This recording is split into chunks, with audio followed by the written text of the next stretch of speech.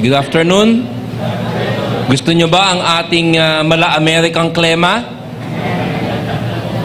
So, pwede ko na pong buuin ang aking mensahe kasi dati kinakalahati ko lang kasi mainit eh. So, kalahati lang yun. So, ngayon 2 hours na tayo. Mga 6 siguro makakauwi na kayo. Hindi po, biro lang. So, salamat sa Panginoon at bagong ating aircon. Pero ipag-pray nyo din po kasi meron din tayong tinitingnan lugar na bagong-bago. Malaporbes Park. Ganda-ganda niya, talagang salamin. Pero sabi ni Pastor George, wag kong masyadong sabihin kasi baka maudlot. Kaya sinasabi lang namin sa inyo para ipag-pray. Pwede nyo ba ipag-pray yan? Imimit ng ating mga elders, yung may-ari, sa middle of the month.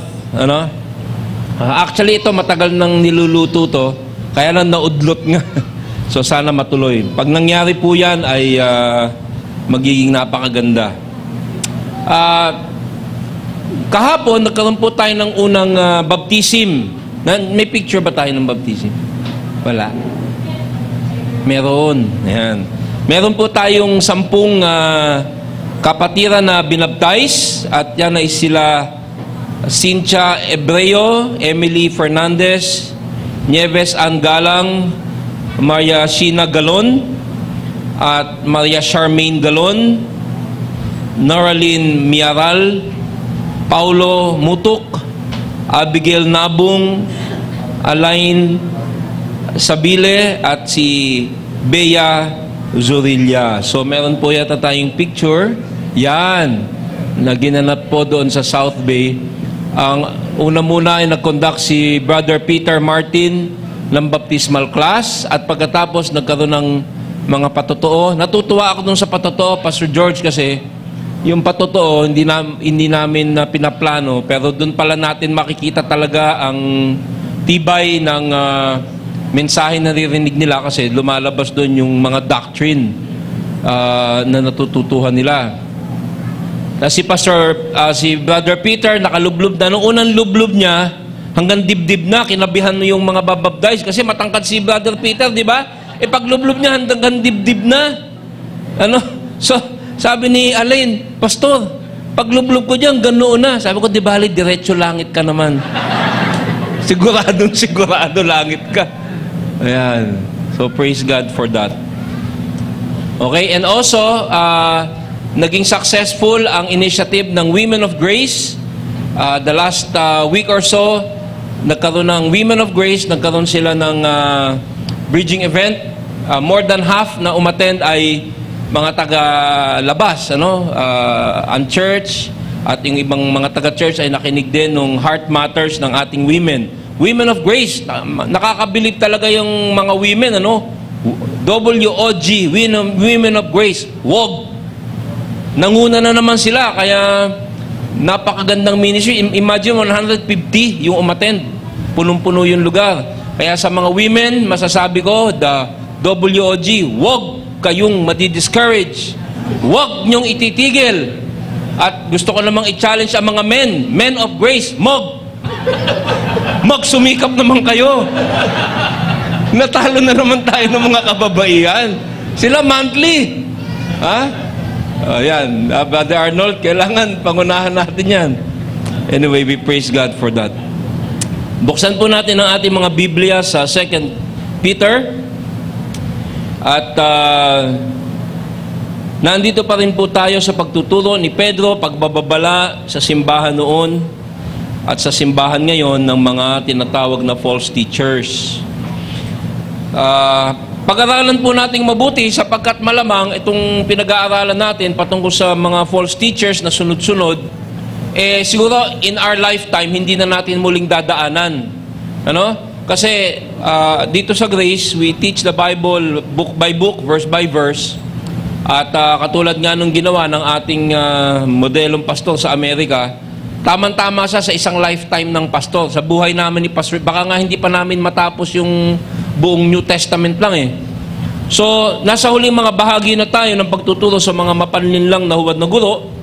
Natapos na rin tayo sa Jude, kaya kahit medyo atin talagang pinagtutuunan ng pansin ang mga mapanlinlang na mga guro, huwag po tayong magsawa na pakinggan sapagkat napakahalaga at napaka-importante ng araling ito. Buksan po natin ang ating Biblia sa 2 Pedro 2, 18 hanggang 22 at tumayo po tayong lahat upang bigyang galang ang banal na kasulatan. Basahin po natin. Mayayabang sila kung magsalita, ngunit wala namang kabuluhan ang sinasabi. Ginagamit nila ang nasaan ng laman upang maibalik sa kahalayan ang mga nagsisimula pa lamang lumayo sa mga taong namumuhay ng may kalikuan. Ipinapangako nila ang kalayaan sa nahihikayat nila, subalit sila mismo ay alipin ng kasamaan, sapagkat ang tao ay alipin ng anumang hindi niya kayang mapanagumpayan. Nakaiwas na sa kasamaan ng daigdig ang mga taong kumilala kay Jesucristo na Panginoon at tagapagligtas. Ngunit kung muli silang maakit sa dating masamang gawain at tuluyang mahulog dito, ang magiging kalagayan nila ay masahol pa sa dati. Mabuti pang hindi na nila natutuhan ang daang matuwid, kaysa matapos matutuhan ang banal na kautusang itinuro sa kanila, ay tumalikod sila dito. Angkop na angkop sa nangyari sa kanila ang mga kasabihang ugali ng aso. Matapos sumuka, ay muling kinakain ang nailuwana. At ito namang baboy, paliguan mo man, pilit na babalik sa dating lubluban. Panginoon, tulungan mo po kaming maunawaan ang katotohanan ng nanggagaling mula po sa inyo. Tulungan mo kami, Panginoon, na maituwid ang aming mga natitira pang maling gawain at doon sa mga hindi pa nakakakilala sa inyo. Sana po sila ay makakilala na sa araw na ito. Tulungan mo po ang aming malit na simbahan na maging ilaw. Papasalamat po ako sa mga manggagawa ng simbahang ito, mga kababaihan, mga kalalakihan, kabataan, dahil sa kanilang pagtitiga na magturo ng tama at maakit ang marami. Tulungan mo kami, Panginoon, at na mapaluwalhatian na yung pangalan sa aming simbahan. Sa pangalan ng Jesus, Amen. Nakakaupo na po tayo. Ang panlilinlang ng huwad na guro. Minsan tinatanong ko si Lord, sabi ko kay Pastor George, Panginoon, alam mo ba itong mga nangyayari? Kasi parang mas maraming successful na maling katuruan na lumalaganap kesa sa tamang katuruan. Pero alam ng Panginoon kanyang ginagawa at dito makikita natin ang pamamaraan upang matukoy natin ang mga maling tagapagturo na ito. 3 punto po ang ating pag-aaralan mula sa talatang ating binasa. Una, ang maling lunas ng katuruan ng mga huwad na guro. Pangalawa, ang peligro ng pakikinig sa kanila. At ang pangatlo, ang pakikinig sa huwad na guro ay nakamamatay. Kung tatanungin kita, anong ginagawa mo dito? Bakit ka nandito sa simbahan?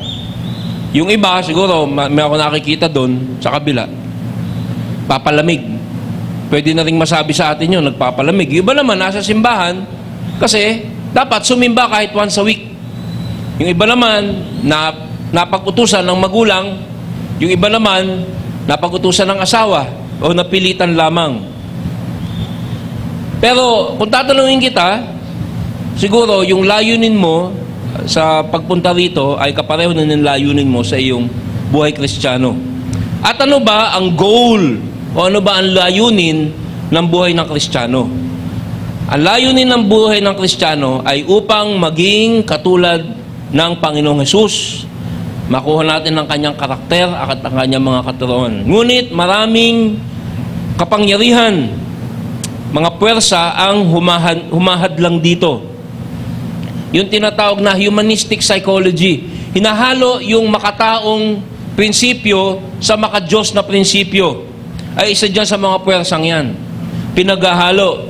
Lagi natin sinasabi na ang pangunahing sandata ni Satanas para kalabanin ang Panginoon ay ang paghahalo ng mali sa tama para malinlang ang mga tao.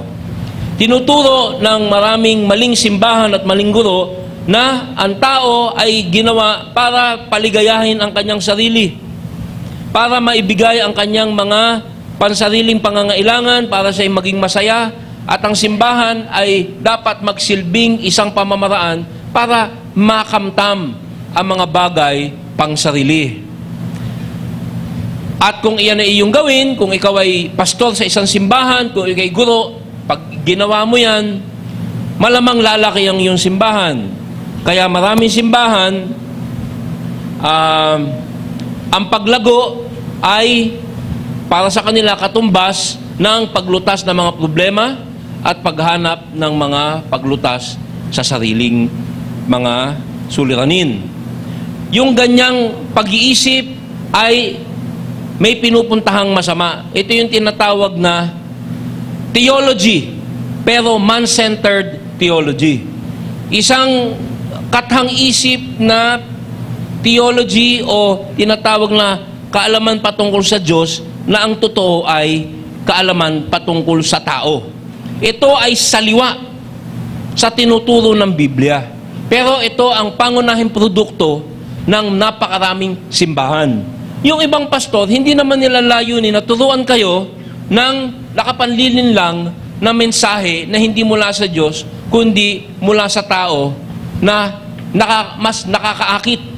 Hindi nagtuturo ng pagsisisi sa kasalanan, hindi nagtuturo ng pagtutuwid sa ating mga liko pang mga pagkatao, hindi nagtuturo ng pagsunod at yung tinatawag na to take up your cross, kundi ang tinuturo yung mga nakakaliw-aliw na mga katuruan upang bumalik ang mga tao. Sapagat pag narinig ang napakaraming medyo masakit, mapait, nakatutuwid na aralin, ay baka hindi na sila bumalik o magustuhan ang tagapagbalita. Ang sabi ng mga matapat na tagapag-preach ng Bible, ang pananampalataya hindi dapat tumitingin sa loob, kundi sa labas, doon sa Biblia at sa Diyos. Ngunit dahil nga sa temptasyon na maging kagiliw-giliw, ang ganda nung nakakaaliw bilang tagapagsalita, hindi mo napapansin o hindi napapansin ng mga nauwi sa pagiging false teacher na iniiba na pala nila. Namimili sa sinasabi ng Biblia at yung mga medyo sinasabi nating mahirap ituro at mahirap tanggapin ay unti-unting inaalis at ang itinitira na lamang yung gustong marinig ng mga tao. At yan na nga po yung madalas nating sabihing prosperity gospel. Kasi the gospel of Christ talks about sacrifice, repentance. Pero yung prosperity gospel talks about man. Kaya karamihan po, diyan nagsisimula ang mga false teacher at diyan nagsisimula ang paglihis ng mga false teacher. Example, pinag-aralan ko kasi yung mga false teacher pero nakalagay na sa PowerPoint ko yung mga picture nila. Nagdesisyon po ako na wag nang ilagay. Kasi itong message na to, papakita din to sa iba-ibang lugar eh. At naisip ko, meron mga makikinig na naandun sa simbahang iyon. Pero yung mga false teacher na yun, nagsimula ng maayos. For example, si Kibuloy. No? Sasabihin ko na habang presumptive pa lang. Kasi body ni ano yan eh. Anyway, so, ano siya, nanggaling siya sa Protestant church. No? Pero youth leader siya. Pero gumanon siya. Yun sa, hindi ko nga ma-mention eh, kasi pag may nakinig, baka may ma-offend, ano? Pero karamihan sa kanila ay nagsimula sa tama at unti-unting lumihis. So, ang una po nating point, tatlo ang ating point. Ang una, maling lunas ang kanilang katuruan. Sa English, ang title ko dyan, False Teachers Sell Snake Oil. Ano may snake oil? Pag sinabi mo snake oil, sa parmasutiko, yun yung tinatawag na gamot na parang ang tunog, mabisa, pero wala namang bisa. Sermon na parang maka-Diyos, pero wala naman ng Diyos doon. Kaya snake oil. No? Mayayabang sila kung magsalita, ngunit wala namang kabuluhan ang sinasabi. Ginagamit nila ang nasa ng laman upang maibalik sa kahalayan ang nagsisimula pala lamang lumayo sa mga taong namumuhay ng may kalikuan. Nung pumasok kasi sa isip ko yung produkto ng mga maling guro, ang napumasok sa isip ko yung snake oil. Kasi yung snake oil, nung over 100 years ago, ibinebenta yan na kung ano-anong pinapagaling. Pero ngayon, yan na yung kasabihan, pag walang bisa o peking gamot, that's snake oil. At noong unang panahon, may mga magagaling magsalita na nagbebenta. Ang pangalan niya, si Stanley. Stanley pa nga ang pangalan. Kapangalan siya ng isang pastor ngayon. At ito yung kanilang picture. Ayan. Ayan. Ganyan sila, para siyang pastor. Pero may hawak siyang bote na sabi nila, yung langis ng ahas na hinaluan ng ano-ano, pagagalingin ka. Ang mga maling guro ay parang snake oil salesman. Sinasabi nila, ang sinasabi namin ay mula sa Diyos, makapangyarihan, pero katulad nung itinebentang snake oil nun, baliwala sila. At sila ay mga manlilinlang.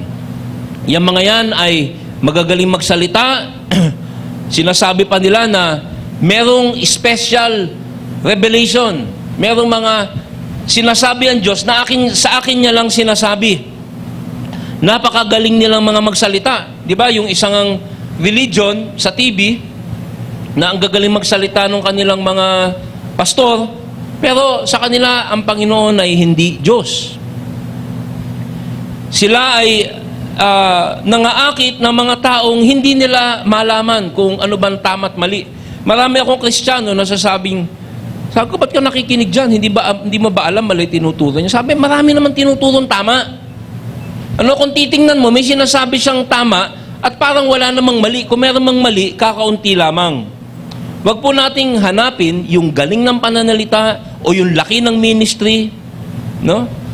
Kundi yung katotohanan na binibikas nila mula sa Biblia. Ako po'y nananalangin na sana ang mga taga-Grace marunong ng sumuri kung yung pinakikinggan nyo galing sa Bible o hindi. At sana habang nakikinig kayo sa amin, sa ibang guro, hawak nyo yung Bible nyo at marunong nyo na rin amuyin kung parang hindi yun ang ibig sabihin. Alam nyo, ang Biblia, ginawa yan ng Diyos na madaling unawain. Ito yung tinatawag na the perspicacity and the perspicuity. Mabibigat na English, pero madaling unawain. Sapagkat maraming mapanlinlang na tao. Sabi sa unang Tesalonica, sapagkat minarapat ng Diyos na ipagkatiwala sa amin ang magandang balita. Nangangaral kami sa inyo, hindi upang bigyang kasiyahan ng tao. Maraming malalaking simbahan kasi niluluto nila yung salita ng Diyos, iniiba nila para maging kasiyasiya. Yung pagtutuwid na madalas mong makitang tema ng Biblia, kadalasan yan hindi kasiyasiya yan. Maliban na lamang kung tunay kang Kristiyano na ang hinahanap na ng katawan at espiritu mo ay pagtutuwid. Anong ibig ko sabihin? Kung Kristiyano ka, pag nagkasala ka, hindi ka mapakali hanggang hindi mo tinutuwid. Pero kung tinatawag mo sarili mo Kristiyano, nagkasala ka, ayaw mo ituwid, malamang hindi ka Kristiyano. Pero kung totoong Kristiyano ka, kailangan mong matuwid. At pag ang narinig mo, mahapdi man, matalas man, masakit man mula sa pastor, ngunit nagtutuwid, lumuluha ka man, yun ang binabalikan mo. Hello? Kaya nga lagi natin sinasabi, dahil ang pulpito ng GFC ay makabiblia, hindi ka tatagal sa GFC kung ayaw mo sa Biblia. Hindi ka makikinig. Alam ng Diyos at alam din ninyo na ang aming pangangaral ay hindi sa pamamagitan ng matatamis na pangungusap o sa mga salitang nagkukubli ng kasakiman. Ang mga maling guro na nagbebenta ng maling katuruan ay naghahanap ng magugustuhan ng tao. Pero hindi na po bago yan. Katulad din ng mga Israelita sa lumang tipan. Sabi ni Isaiah, sapagkat sila ay mapaghimagsik laban sa Diyos, sinungaling at ayaw makinig sa aral ni Yahweh. Ayaw nila nung turo ng Bible. Nakakaantok, nakakabore, hindi exciting, walang ibinibigay na magagamit. Sinasabi nila sa mga tagapaglingkod, huwag kayong magsasabi ng katotohanan. At sa mga propeta, huwag kayong magpapahayag ng tama. Mga salitang maganda sa aming pandinig ay inyong banggitin sa amin. At ang mga hulang hindi natutupad. False prophecies. Ang mga maling propeta, ang mga maling tagapagturo ay nagsesermon ng para sa pangsariling kalusugan, health, wealth, prosperity. False prophecy, false gospel. Pero ang matapat na guro, makikita mo, ang kanyang laging inaangat ay yung kabanalan ng Diyos. Yung tinatawag na attributes of God. Sino ba ang Diyos? Pinapakilala niya kung sino ang Diyos, tinuturuan niya ang tao. Ang kasalanan ng tao, kung ano ang kasalanan natin at paano natin dapat ituwid. At ang kalunos-lunos na ating kasasapitan pag hindi natin itinuwid ang ating mga kasalanan. Ngunit ang mga maling guro, makikita mo, tuwan-tuwa ang mga tao, pero walang pagtutuwid. Kanilang sariling timpla at rekado at mga nakakakaliti sa tenga ang kanilang laging sinasabi. Isang example na dyan si Joel Osteen. Kilala niyo si Joel Osteen? Pogi, cute, pero pakinggan nyo, walang pagsisisi, purong itong gusto ibigay sa iyo ng Diyos. Itong ibigay sa iyo ng Diyos. Wala sa Bible yung kanyang sinasabi. Sa baba, merong bookstore. Ang pangalan ay PCBS. Pumunta ako dyan isang araw, sabi ko kay Pastor George, 60% ng binibenta nila hindi ko bibilin. Kanina, may lumapit sa akin sa GFC. Sabi nila kung pwede daw ilagay ito dun sa book table ng GFC. Ang tiningnan ko, hindi yung title, yung author. Okay naman yung author. Ako, sige, ilagay mo. Sapagkat napakaraming pagtuturo na nakakagiliw pakinggan, ngunit napakalayo sa Biblia. Yan po yung pinakadelikado. Natatandaan nyo ba yung libro dati na isinulat ng isang, siya'y maayos naman na pastor. Yung The Prayer of Jabez. Is prosperity teaching. Yan. Okay, magalit sa akin ha. Huwag niyo isosoli sa baba. Wala nang soli bayad nun. But that was prosperity teaching. Nalilihis dahil nakakagiliw ang Ngayon, maraming tao, ayaw na nilang makinig ng mga luma. Gusto nila lagi mga kabagong katuruan. Napakaraming tinatawag na faddish thinking, teaching, uso. Tulad dati, nung kapanahunan ni Ronnie, ang uso sa pantalon, bell bottom. Long hair. O ngayon, baston. Kaya ako, dati, ang uso, malapad na kurbata, makitid. Ang gusto ng mga tao ngayong katuruan, na uso-uso. Pero, dito po sa kapastoran ng GFC, lagi namin nahanap yung luma. Sapagkat pag luma, ibig sabihin, subok na. At ito'y na sala na ng mga theologian. Sabi nga ni Jeremiah, sinabi ni Yahweh sa kanyang bayan, tumayo kayo sa panulukang daan at nagmamasid. Hanapin ninyo ang lumang kalsada at alamin kung saan ang pinakamabuting daan. Doon kayo lumakad at magtatamo kayo ng kapayapaan. Subalit, ang sabi nila, ayaw naming dumaan doon. Gusto nila yung laging modernong katuruan na hindi mo naman mahahanap sa Biblia. Ayaw nilang hanapin yung the historical, grammatical, contextual truth of Scripture na idinaan sa tamang pagsususi. Kaya minsan po, ang katuruan natin dito, mapapansin mo, hindi siya masyadong katulad ng mga nakakaaliw. Baliktarin ng mga payong, amen? Wala tayong ganun. Pag binaliktad mo yung payong mo, baka malaglagan ka ng butiki. Saan mo kinuha yun? Walang ganung katuruan anywhere in the Bible. Lagi nating sinusukat ng katuruan sa lumang tipan, sa bagong tipan, para mapatunayan na tama at naaayon sa isip ng Panginoon ang ating itinuturo. Ngunit hindi yan ang gawain ng mga false teacher. At ang pinakadelikadong false teacher, hindi yung napakalayo, hindi yung false teacher na sinasabing, huwag kayong sumamba sa Diyos, yung atheist. Ang pinakadelikado, yung sinasabing, sumamba kayo sa tamang Diyos sa maling paraan. Sumamba kayo sa tamang Diyos sa maling paraan. Doon po sa akin pinag-aralan na napakaraming false teacher, tulad na nga po nitong, karamihan sa kanila ay nagsimula sa evangelical at nauwi ngayon sa maling pagtuturo. Sabi pa sa verse 18, mayayabang sila kung magsalita, ginagamit nila ang nasaan ng laman. So ang ginagamit nila, yung Bible, hahaluan nila ng kagustuhan mo. For example, gusto naman ng Diyos magmahal, di ba? So sa Bible, pwede ang same-sex relationship kasi sabi, love. So pinaghalo yung Bible at saka yung kasalanan. Pwede namang maging material ka. Sapagkat sabi ni Lord, I will bless you. So hindi nila tinuturo yung ganap na katuruan ng Bible, kundi pinaghahalo-halo nila. Pero ang punterya nila, yung tinatawag na pagiging materialismo ng mga umaattend sa simbahan. Ayaw mo nun, magiging makadiyos ka na, payayamanin ka pa. Pero nung nag-aral tayo sa Matthew, anong sabi ng Panginoon? Take up your cross. Ano?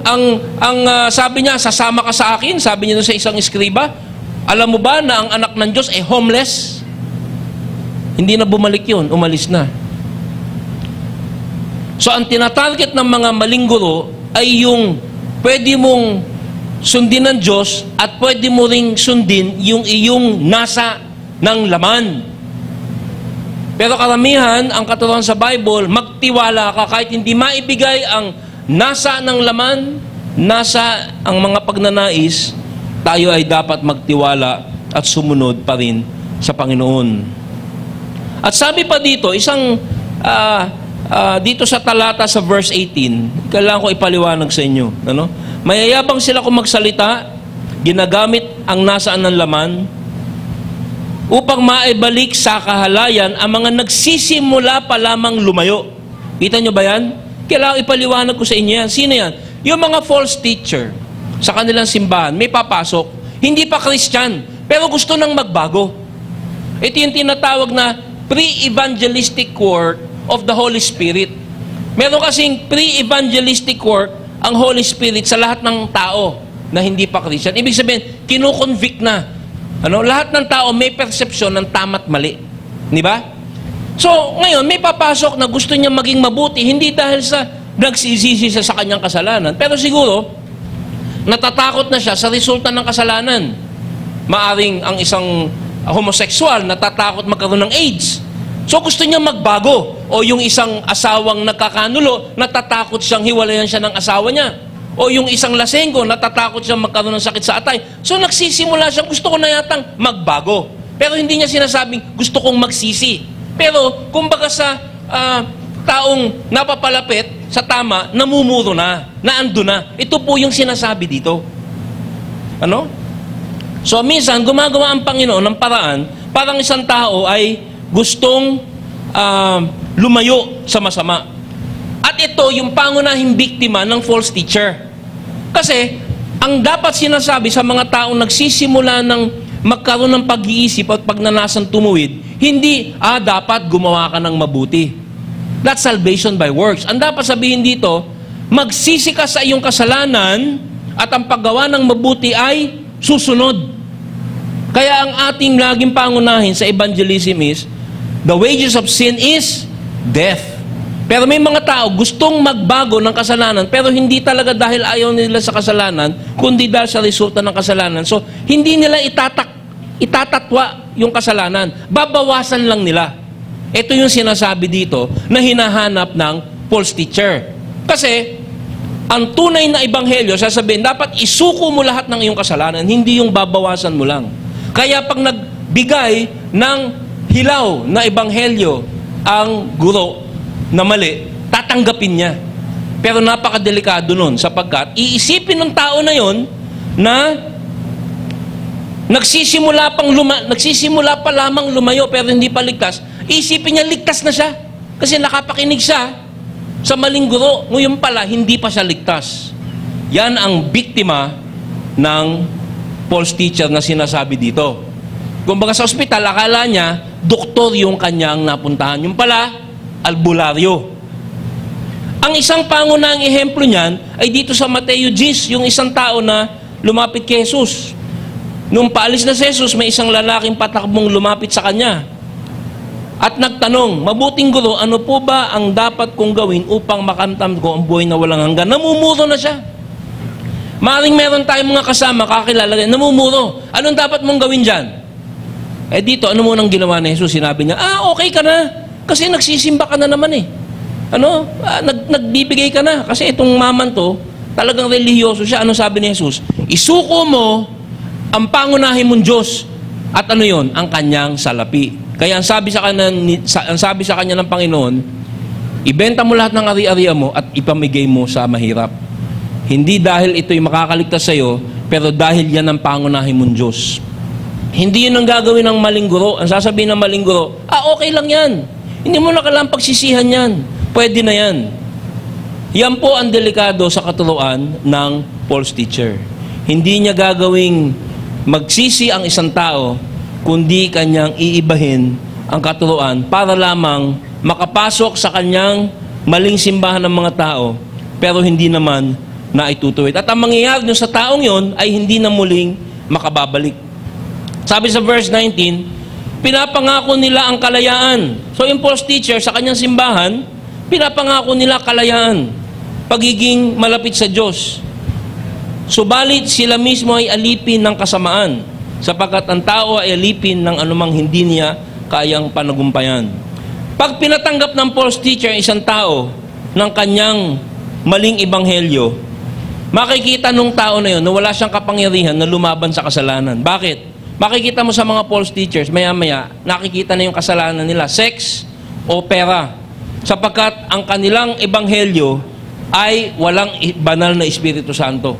No? At pag wala kang banal na Espiritu Santo, kahit sabihin mong ikay Kristiyano, wala kang power to fight sin. Hello? Andiyan pa kayo? Yung kalabit, na pag nagkasala ka, hindi ka mapakali, yun yung kapangyarihan na ibinibigay pag tamang ebanghelyo ang natanggap mo. Hindi ka na mapakali sa iyong kasalanan. Pag nakapakinig ka sa maling guro, pero maling ebanghelyo binigay sa iyo, akala mo relihiyoso ka, pero pagdating sa kasalanan, hindi mo malabanan. Ito po yung sinasabi sa mga talatang ito. Pinapangako nila ay kalayaan, pero sila mismo ay alipin. Sapagkat a lot of false teacher, nabubunyag yan sa kanilang kasalanan.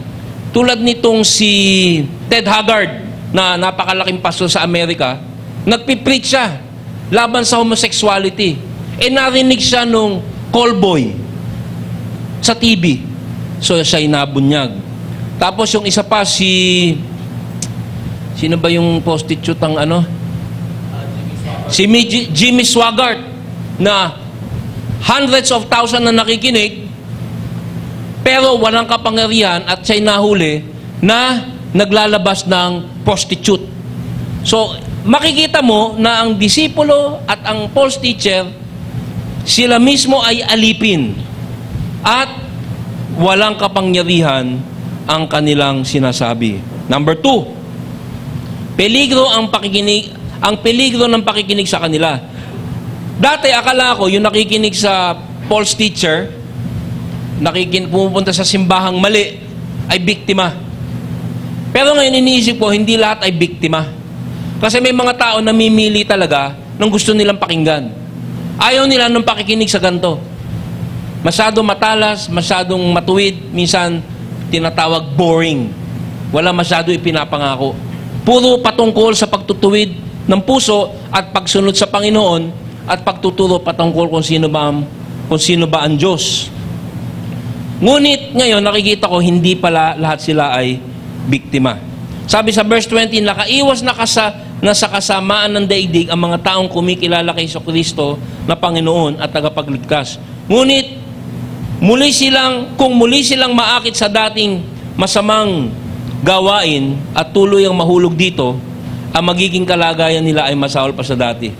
Ito po ay delikado kasi ang sinasabi dito, pag nakapakinig ka ng katuruan sa Biblia, no? Narinig mo yung tama o yung patungkol sa Biblia.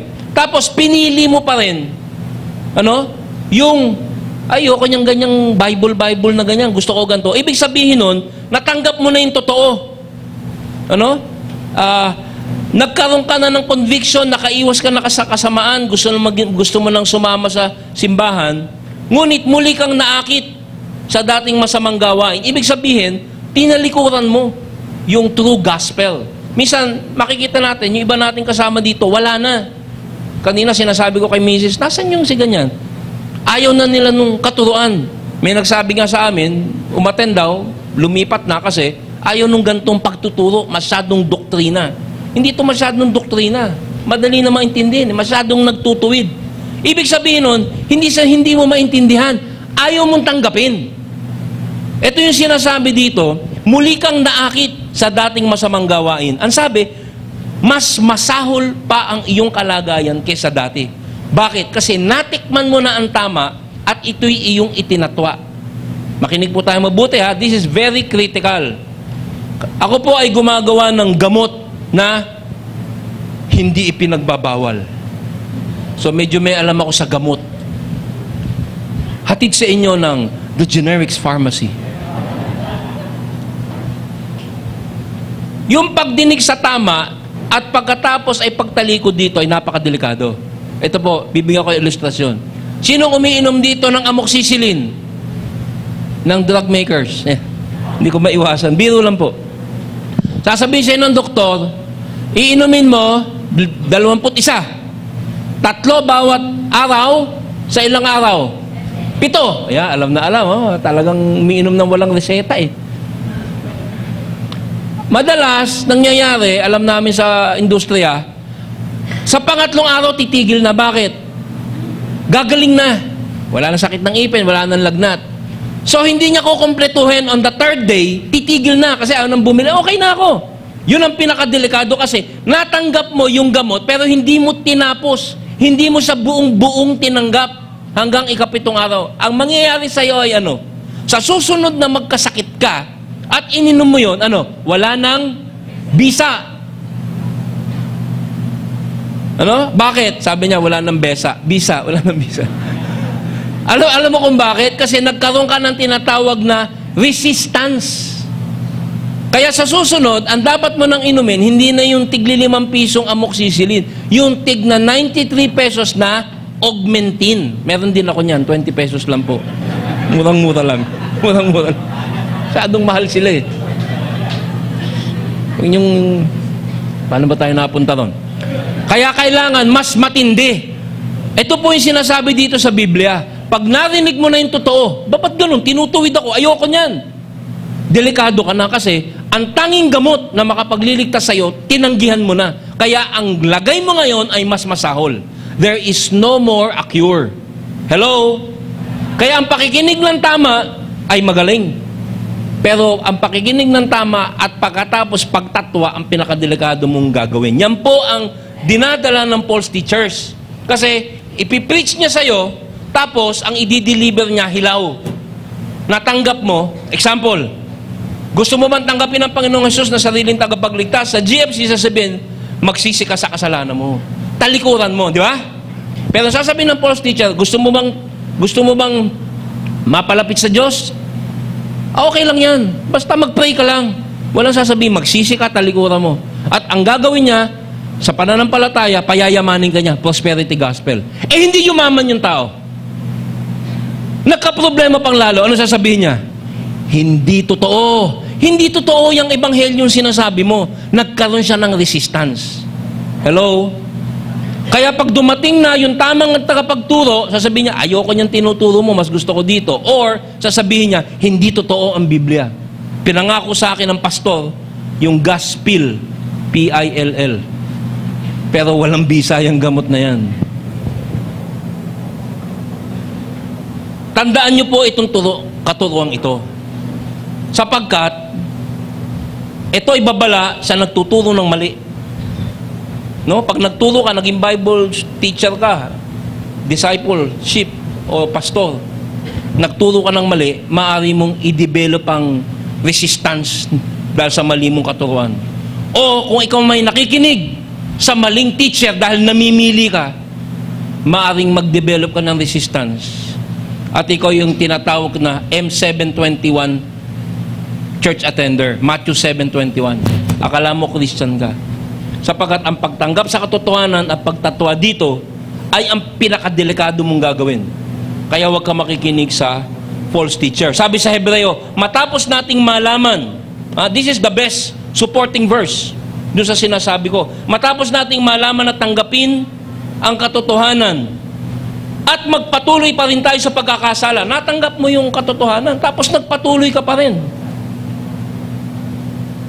Wala nang handog na may aalay pa para sa ikapagpapatawad ng ating mga kasalanan. Ito po yung sinasabi sa Bible na the unforgivable sin. Meron bang meron bang kasalanan na hindi kayang patawarin? Wala. Pero pag ibinigay sa iyo yung Ebanghelyo at ito'y iyong tinanggihan, wala nang gamot pang maibibigay sa iyo. Ang naghihintay na lamang sa atin ay ang kakilakilabot na paghukom at naglalagablab na apoy na tutubok sa mga kaaway ninyo. So kung ikaw ay nakikinig dito sa tamang Ebanghelyo at wala kang balak makinig, lumabas ka na muna. Go out! Go out now! Dinidevelop mo yung resistance mo, kinakapalan mo yung kalyo ng puso mo, bumalik ka na lamang. Paghanda ka ng inumin ang buong serye ng amoxicillin ng TGP. Handog sa inyo ni Vilma Santos. Para matandaan nyo yung ilustrasyon. At kung ikaw naman ay lalabas ng pintong yan dahil ayaw mo ng iyong naririnig na gamot ng Ebanghelyo at lilipat ka sa mali, tandaan mo, kinakalyohan mo din ng iyong puso. At paano mo malalaman ng tama? Dapat hawak mo ang Biblia. Sabi pa sa Hebreo 10, gaano kabigat ang akala ninyo ang parusang nararapat sa taong humahamak sa anak ng Diyos, lumapastangan sa Diyos, sa dugong nagpapatibay sa tipan at nagpapabanal sa Kanya at humahamak sa mahabaging espiritu. If you refuse the truth, there is no more. You develop resistance, immunity. Wala nang gamot. Ito na yung tinatawag na apostasy. Alam niyo yung apostasy? Narinig yung katotohanan, tumalikod. Apostasy. Yan ang mabigat, apostate. At ang requirement para ikaw maging apostate, kailangan natanggap mo yung totoo at ito yung tinalikuran. Nakuha mo? Yung unbeliever, iba yun. Mas mabigat ang kaparusahan sa taong apostate, sa unbeliever. Parehong pupunta sa impyerno. Pero maliwanag sa Bible, pag narinig mo ang totoo at ito'y iyong tinalikuran, o narinig mo ang totoo at itinuro mo'y mali, false teacher, mas mabigat ang magiging parusa sa iyo. At paano mo mapapatunayan na ikaw ay hindi apostate? Ikaw ay isang tinatawag na overcomer. Nilalabanan mo yung kasalanan. Hindi perfect. Hindi perfect. Hindi perfeksyon, direksyon. Nilalabanan mo kasalanan mo. Nagkakasala ka pa rin, pero nilalabanan mo. Sabi sa unang Juan 5, sapagkat napagtagumpayan na ng mga anak ng Diyos ang sanlibutan at nagtatagumpay tayo sa pamamagitan ng pananampalataya. Sino ang nagtatagumpay laban sa sanlibutan? Ang sino mang sumasampalataya na si Jesus ang anak ng Diyos. Kung tatanungin kita, ikaw pa ay masunurin sa Diyos, sasabihin mo, hindi ganap, pero wala na akong iba pang kagustuhang mas matindi kesa makasunod sa Kanya. Yan ay tanda na ikaw na nga ay tunay na mananampalataya.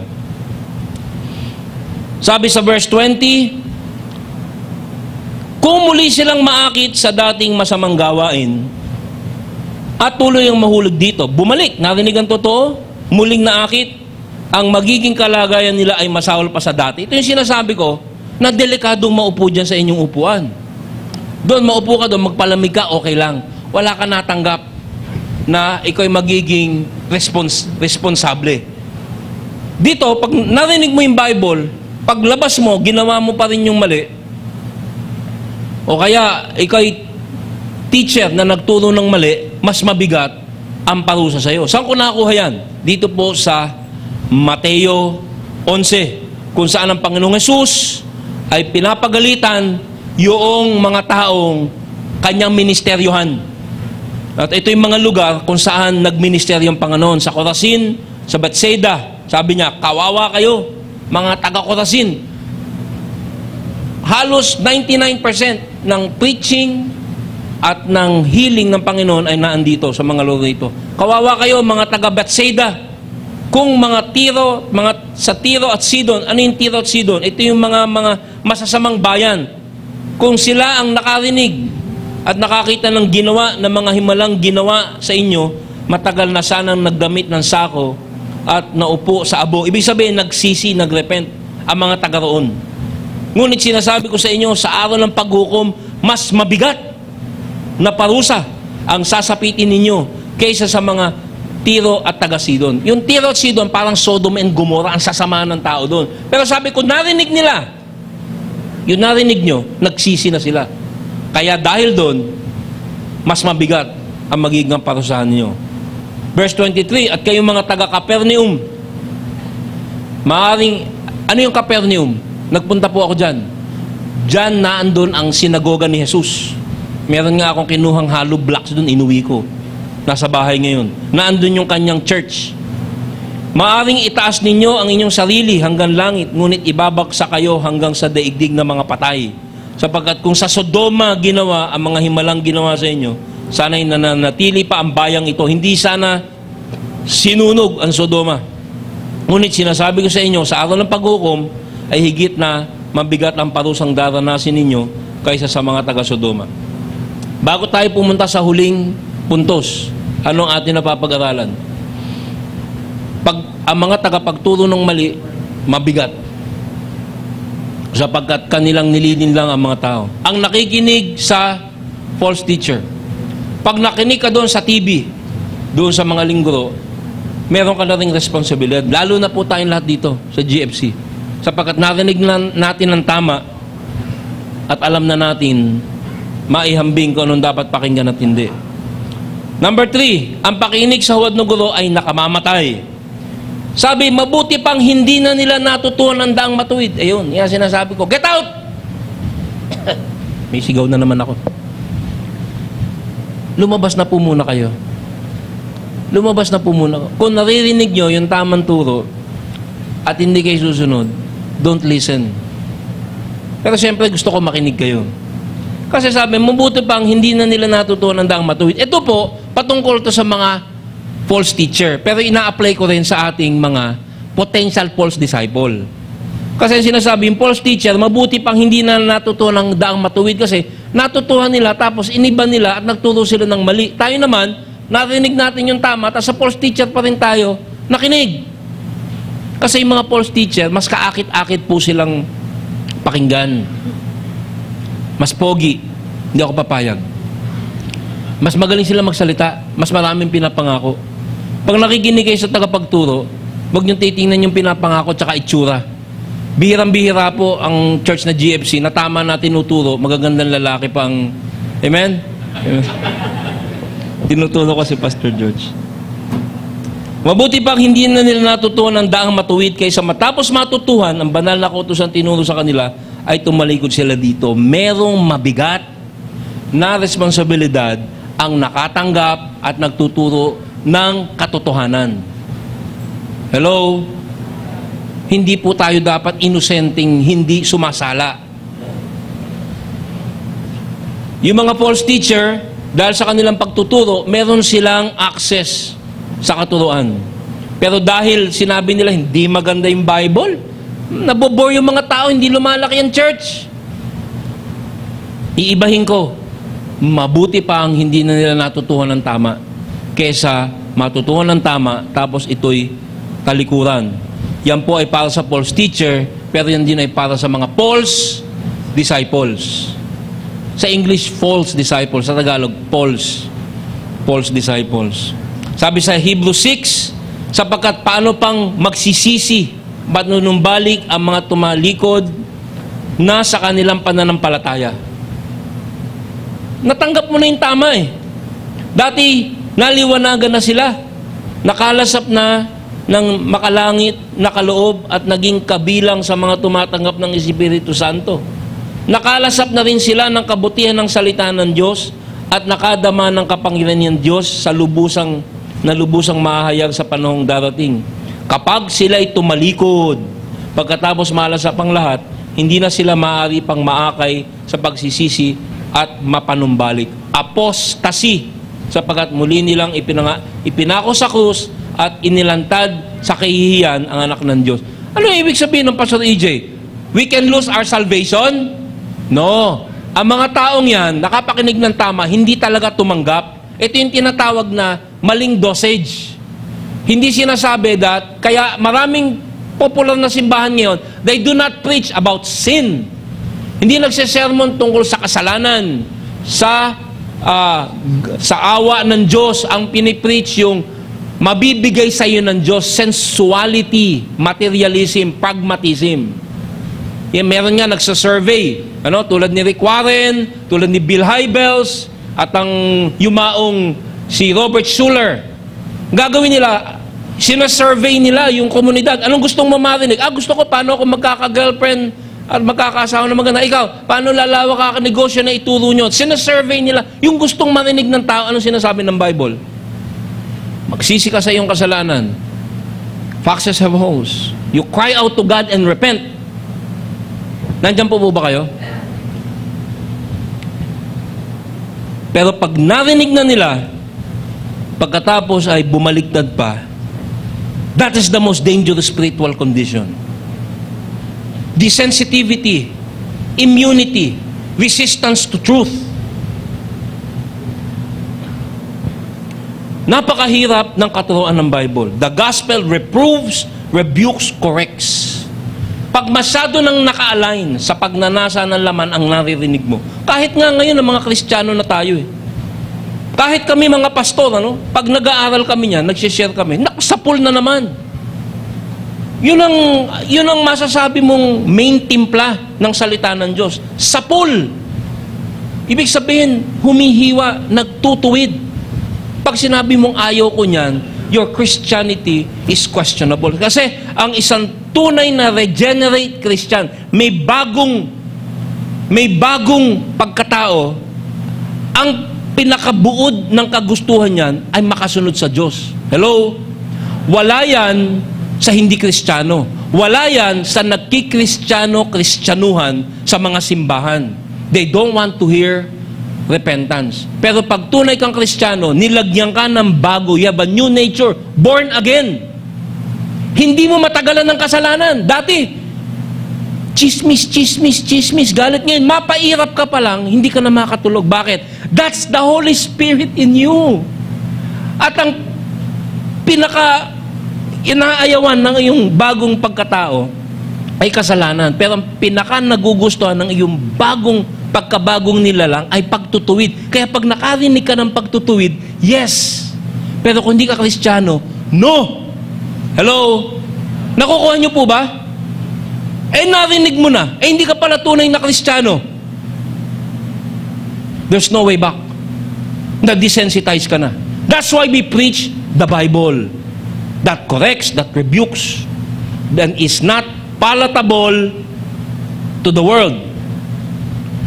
Mahirap ang kasabihan ng Panginoon. Nung umalis ang Diyos, si Jesus, ilan ang tagasunod niya? Sige nga, tanungin ko kayo. Diyos na yung bumaba. Ilan ang GFC? 400 to 500. Pag namigay si Pastor George ng pulang envelope, umaabot tayo ng 600. Pero tayo, 400, 500. Alam mo ba kung 3 taong ministeryo ng Panginoon, ilan ang natira? Wala pang 120. Bakit? Napakahirap ng kanyang katuruan. Tinatalikuran. Kaya ito yung kanyang sinabi. Habang siya nagtuturo sa Capernaum, narinig ito ng kanyang mga alagad at marami sa kanila ang nagsabi, mabigat na pananalita. Sino ang makakaunawa nito? Alam ni Jesus na nagbubulungan ang kanyang mga alagad tungkol dito. Kaya sinabi niya, dahil ba dito tatalikuran na ninyo ako? Bakit nagtuturo ng mali ang false teacher?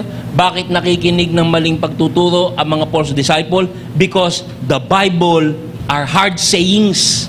Ang may gusto lang, pag may sakit ka na, dun mo gusto mabigat na gamot. Amen? Ang tunay na Kristiyano, ang tanda niyan, alam mo may sakit ka. Pag nagkasala ka, para ka nilalagnat. Dati inom ka lang, no problem. Ngayon, magkasala ka lang, malasing ka, hindi ka makatagal. Mahirap ang kasabihan ng Bible, pero gusto mo. Pero yung hindi mga tunay na Kristiyano, babasahin ko sa inyo ngayon, ang aking first memory verse, dahil napakadaling tandaan, hindi John 3:16. Ang aking first memory verse is not John 3:16. Ito, kasi ang daling tandaan. It's John 6:6. Mula nooy, marami sa kanya mga alagad ang tumalikod at hindi na sumama sa kanya. Apostasy. Alagad, ha? Why? Yung kasabihan niya, hindi nila matanggap. Once you do that, you turn away, you become false disciple, at ang mga false disciple ang nagiging false teacher. Mga nasa simbahan. Kaya sabi nga ng Panginoon sa kanyang sino dito, sino ang test, sino ang disipulo na hindi nagbabayad sa jeep? Si Judas. Ano ang sabi ng Panginoon sa kanyang pinakamalapit at pinagkakatiwalaang disipulo? Kahabag-habag ang taong magkakanulo sa kanya. Mabuti pa sa taong iyan, hindi na siya pinanganak. The same.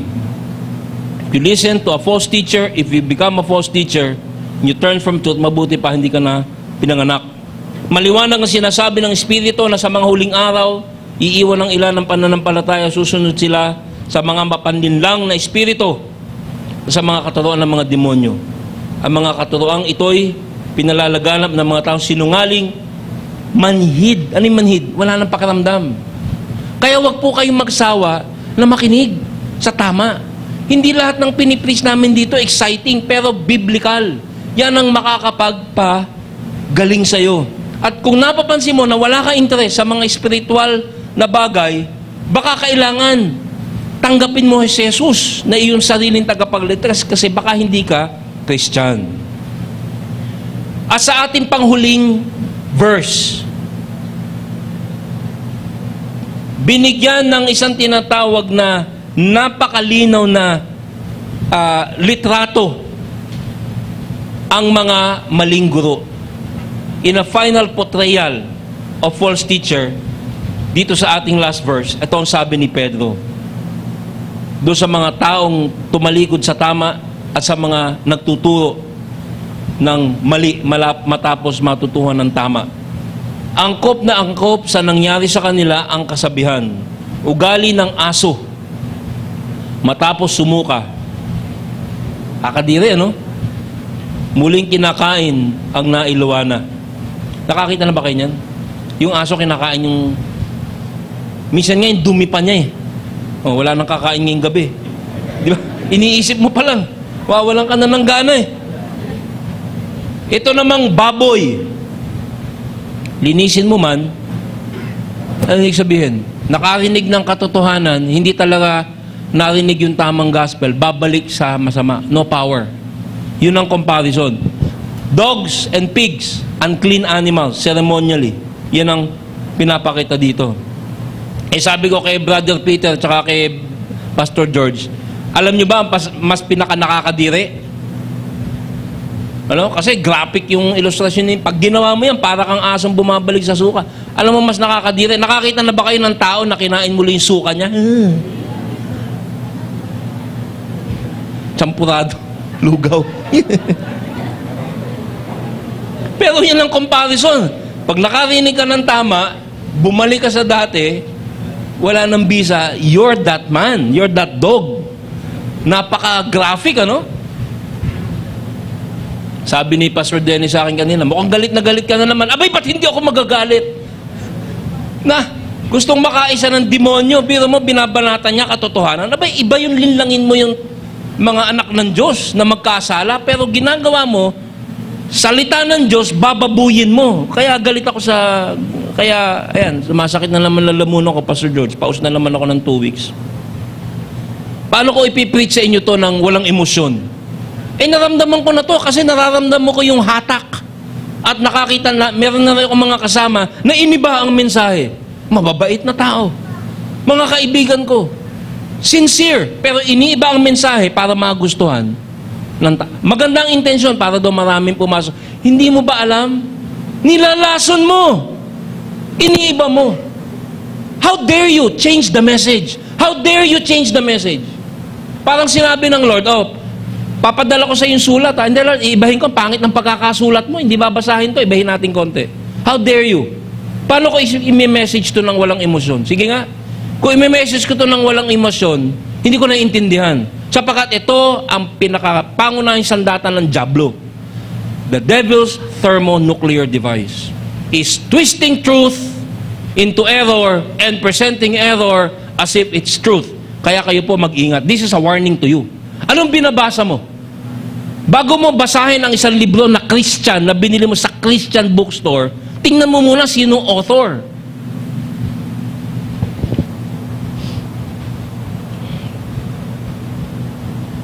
Sa pagwawakas,